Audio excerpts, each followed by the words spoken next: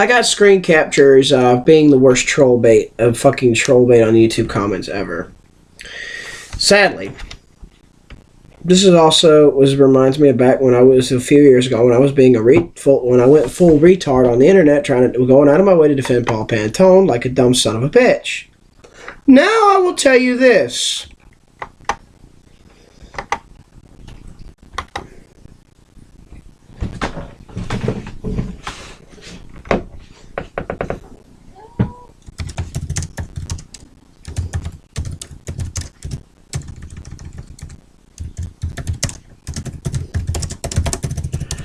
I'm going to talk to you about something. This is one of the most controversial subjects. This is one of the most controversial subjects I could ever fucking talk about to anybody. I mean, really controversial. Most of you probably say, "Hey, he's full of shit. He's funny." Hey, fuck you. There is legitimacy to the fucking topic.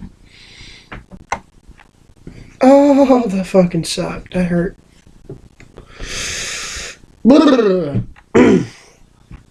Fucking ankle, mine is bothering me. Yeah, it just popped really hard and it hurt. But anyway, any fucking who's. Any fuck who's. Any Doctor Who's.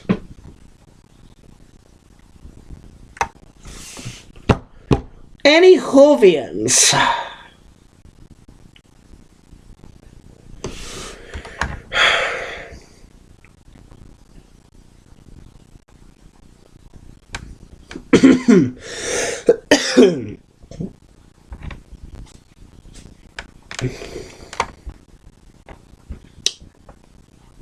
I have to tell.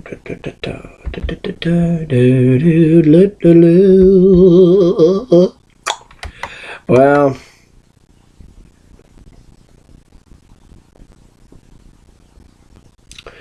I'm gonna talk about vaporizers, fuel vaporizers. What the fuck? No, that's bullshit. That's a great. Look, I know. People claim that he was the fucking vaporizers on the vaporizers that were originally invented by in the 20s and 30s by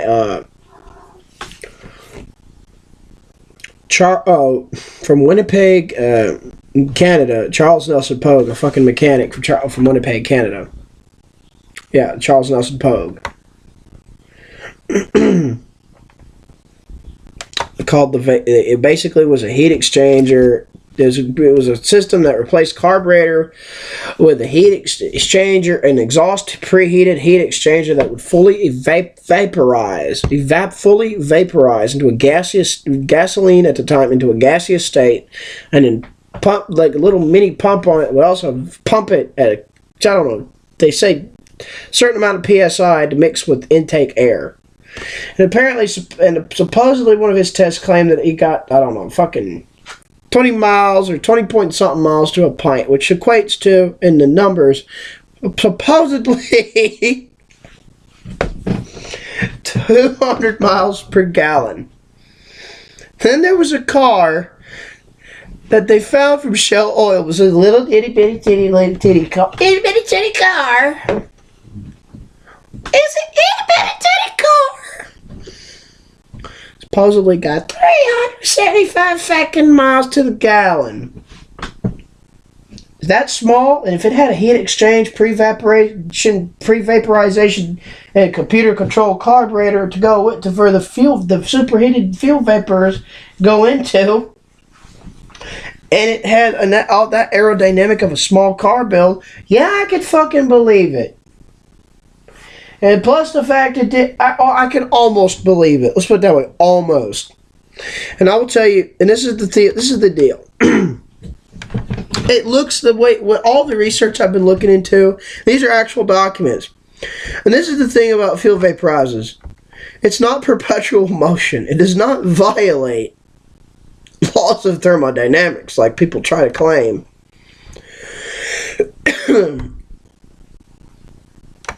Here we go. Truths and data about fuel vaporizers. Here's my goddamn deal. Okay, there's a bunch of links.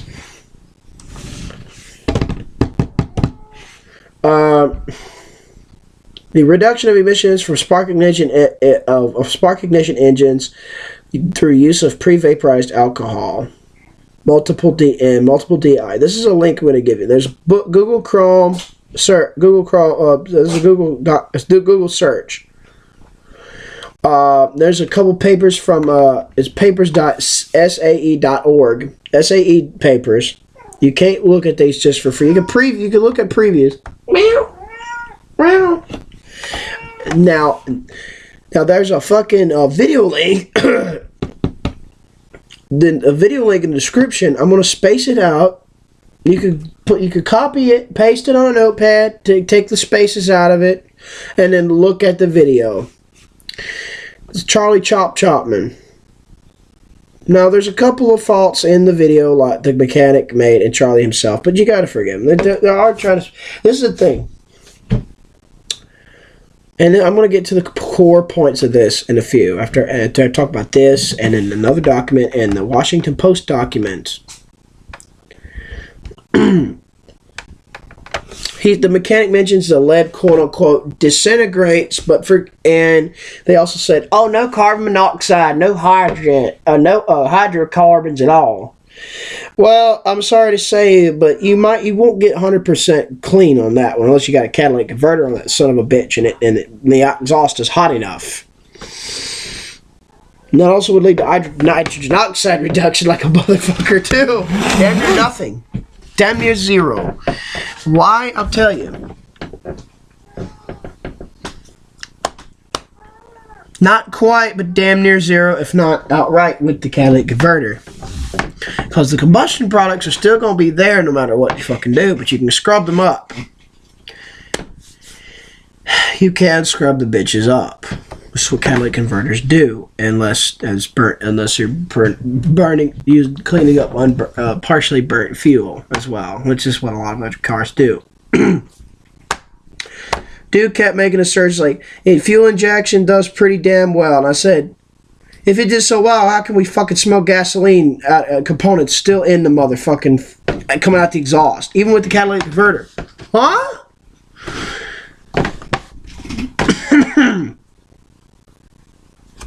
Sounds to me like something ain't going on fully.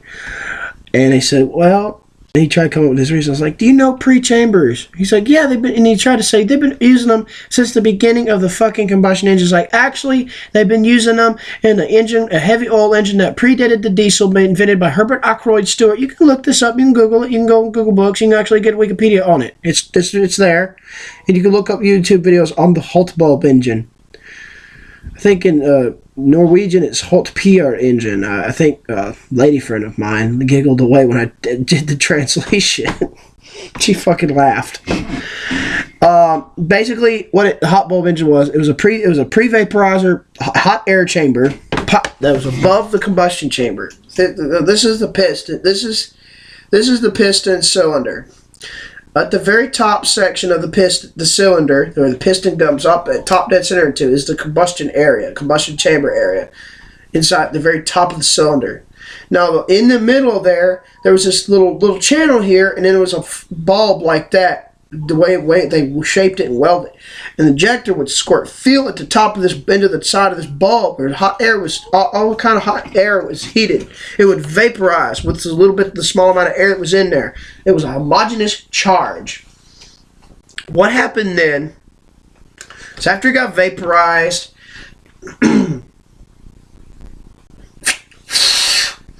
the air would get sucked in through an intake valve, the intake manifold and valve. And compressed to the point against the hot bulb little channel and the vaporized fuel charge chamber, and compress it until it burned, because it got hot enough to burn off and explode. This was the earliest engine that was called homogeneous charge compression ignition.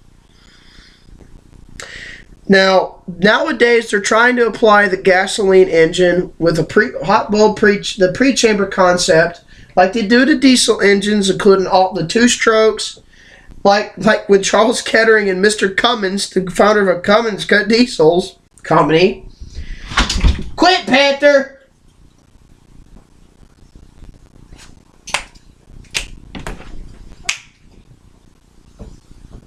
little shit. And this is, and they worked on using unit injectors that was been around since 1911, using them. Yeah, that's fucking crazy, ain't it? That technology was patented in 1911, but we ain't been using it very often until more recent years. And when the first two-stroke locomotive diesel was made with Charles Kettering and Mr. Cummins, because Cummins diesel. Because it was the technology was expensive to make injection fuel with that high fucking pressures. But they used pre-chambers to make the diesel handle higher speeds. Because of the pre-chamber was hell of a lot, shrunk down a lot. You still used the diesel cycle principle for the injection, but it made it higher speed diesels and burn fuel a little bit faster. Because it was a pre-chamber, it vaporized, it burned a lot quicker in the pre-chamber, and the force expanded into the engine as it injected its fuel due to the diesel engine's injection time and principle as part of the diesel function. They're applying this kind of shit to gasoline. They've been doing this for pre-chamber gasoline injection. It's not a bad idea because here's a Green Congress link from 2012, papers.sae.org link on 1999. Then there's a couple of links, and then here's another crazy one. This actually improved miles per gallon, improved engine efficiency because it's more complete burn, more complete vaporization. Mixing with and homogeneous charge by the time the spark plug or the jet chamber injection pre-chamber burned started the ignition. Homogeneous charge, compression ignition, folks. It's a lot more efficient in that way. So, then this last bit. Get to the fucking point. What does this fucking mean? Hold on. Now. And to me, it seems, and then there's, and then I looked on Wikipedia that the Wikipedia page claims that Tom Ogle's car was water powered. Bullshit!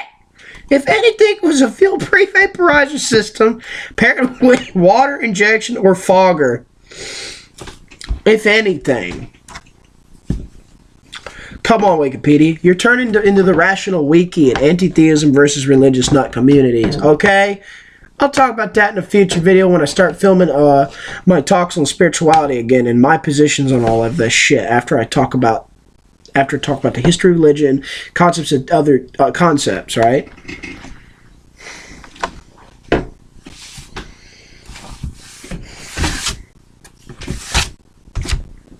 Okay?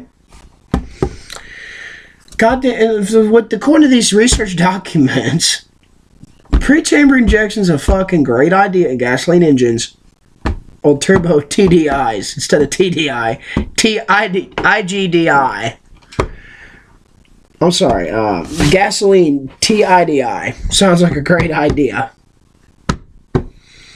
And using renewable fuels sounds like a good fucking idea too, if you think about it. It allows the more efficient use of the biofuels as a result.